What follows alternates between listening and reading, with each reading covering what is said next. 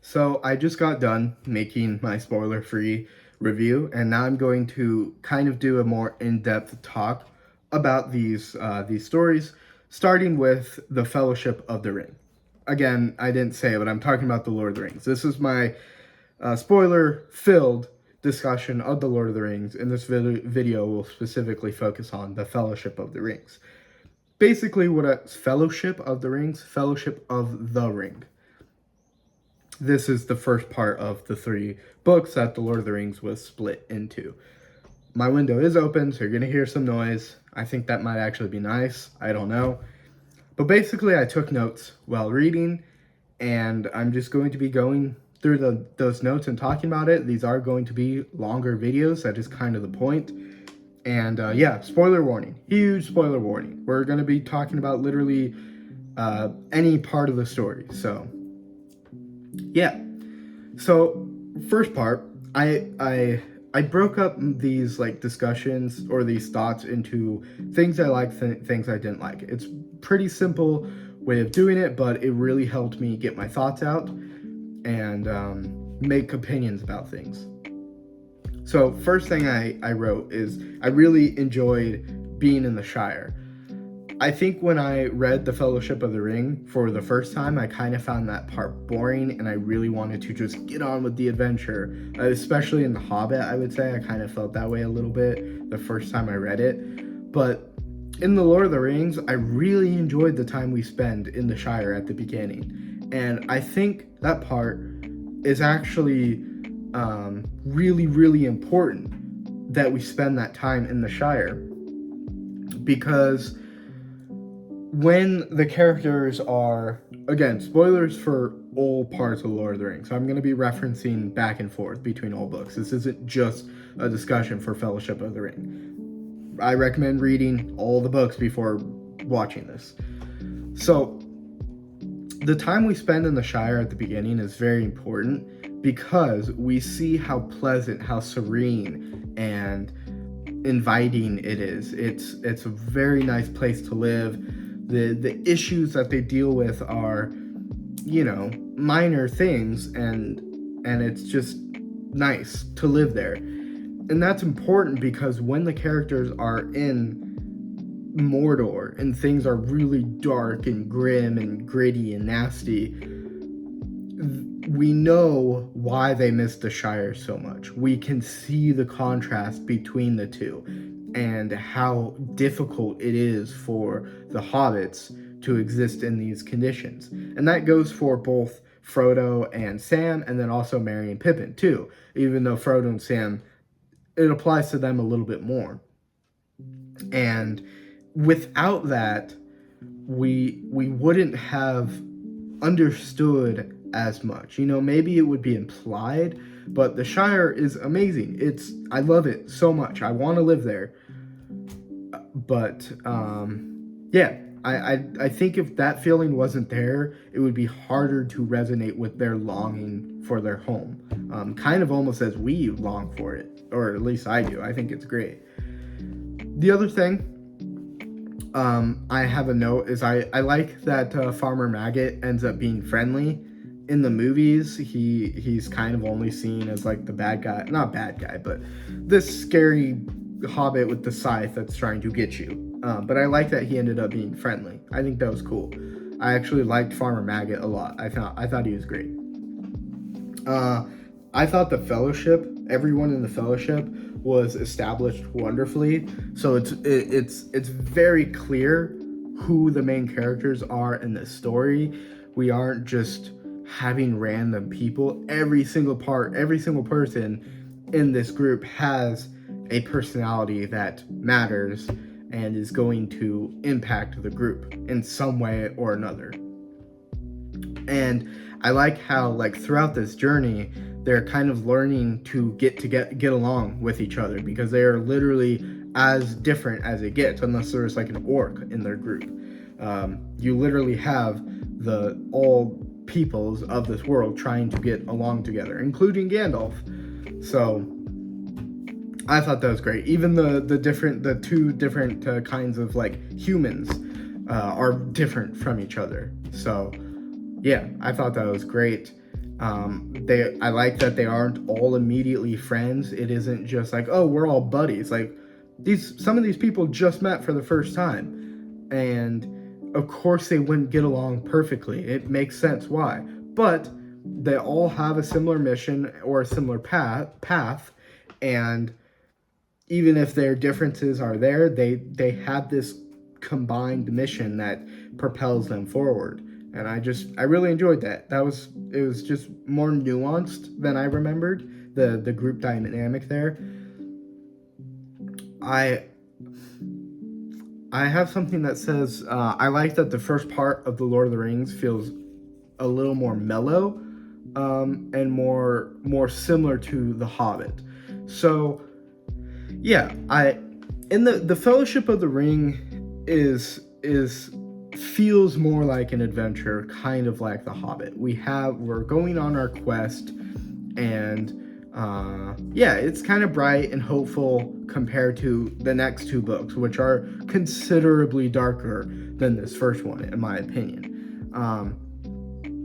But that changes when Gandalf dies. And yeah, the stakes are high, right? Like, this is a serious thing, but we don't really really understand that until later, in my opinion. I think it's just like, yeah, this is serious, but we don't really know yet until later, until we see, like, yeah, this is serious. Gandalf just died. This is not a good situation we're in. I also like that the first part isn't easy.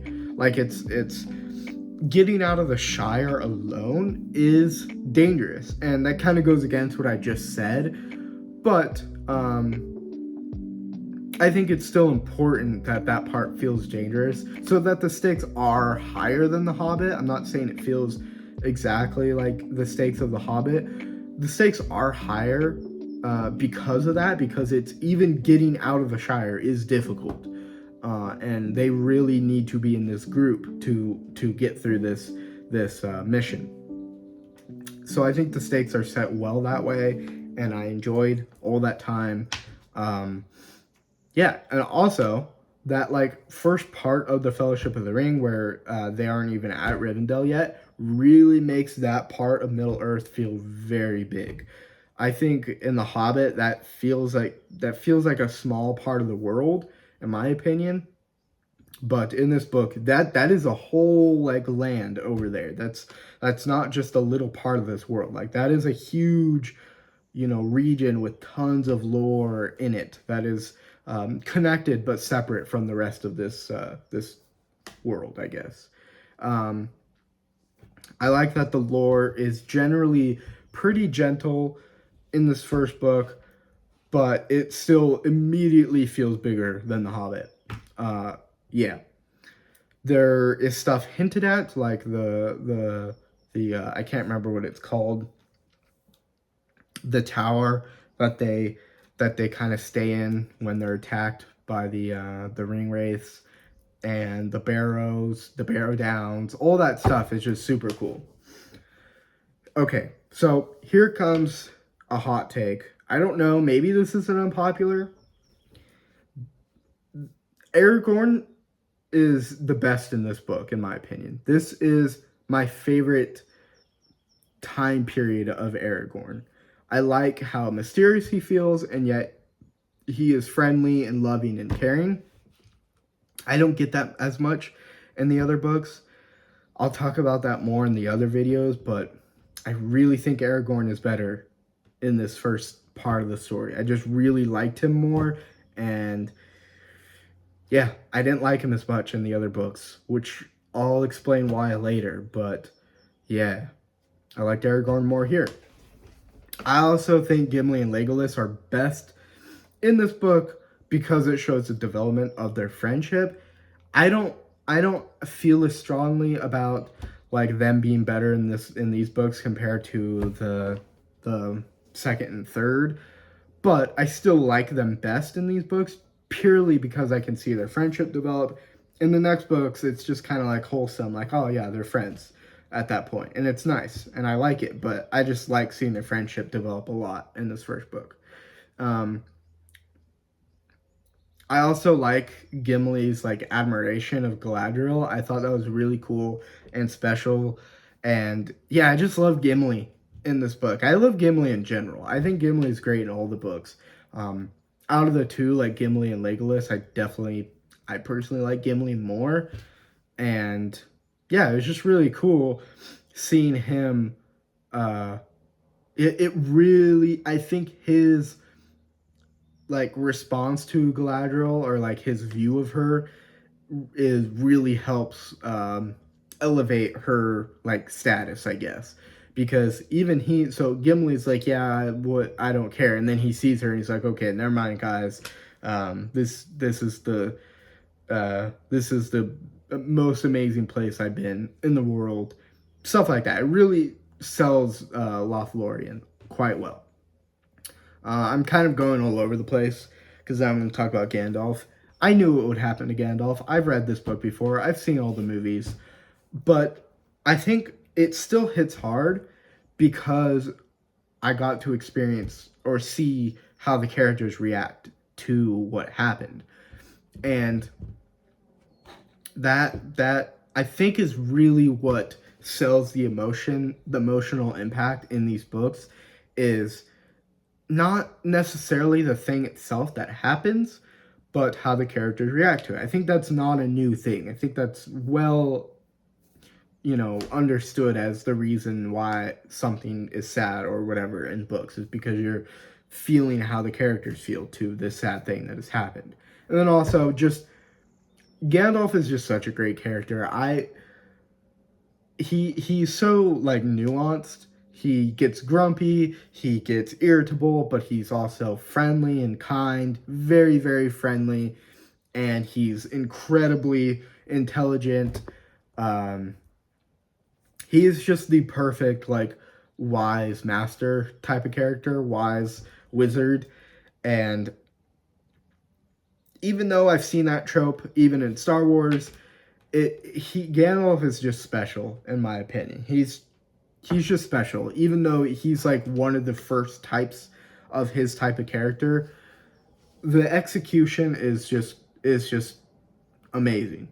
I mean, I can't help but just adore Gandalf. Fantastic character. All right, here is another hot take. I actually really liked the Tom Bombadil parts of the story. Maybe that's not that hot of a take, but I know a lot of people really don't like that section. Some people skip it entirely. I think, again, it's important because even in the third book, maybe it's the second, I don't really remember, but even in those books, Frodo and Sam are like, dang, I wish Tom Bombadil were here. I wish he could save us. And it really kind of plays off their like dread. Like things are really bad. They are uh, wishing for someone to rescue them from this situation. It's so bad that they're wishing Tom Bombadil will rescue them. He's like one of the most powerful beings in this world. I like how mysterious he is. He's probably, in my opinion, the most mysterious aspect of these books. He is an enigma. He's just not phased by the ring. He doesn't care about it, and he's joyous and happy. And I love him, honestly. Yes, the songs kind of get annoying, where he's like constantly kind of singing as he talks, but I really like. I think that like whimsical nature of this world is necessary, and yeah, I was also super happy when he rescued the hobbits from the Barrow Wight, which that scene was creepy. Like, oh my gosh, I did not remember that. The Barrow Wight was super scary, and I kind of wish that scene was in the movie because I don't know. That was like, I think the Barrow Wight is one of the scariest creatures in my opinion. Not scariest, but just creepy. It feels creepy, and it was cool that Tom Bombadil rescued them from the Barrow Wights, and it made sense. I don't know. I liked it. I totally get why people don't like Tom Bombadil, but I think it makes the world feel vast and big. Some people say it doesn't match the tone of the story, but I think it makes perfect sense. Um, the last thing that I kind of want to hint at, or not hint at, but say, is how things are hinted at in the story. The groundwork for the next books are laid well in this first book. It is very, very clear that this was one story, and every, it just the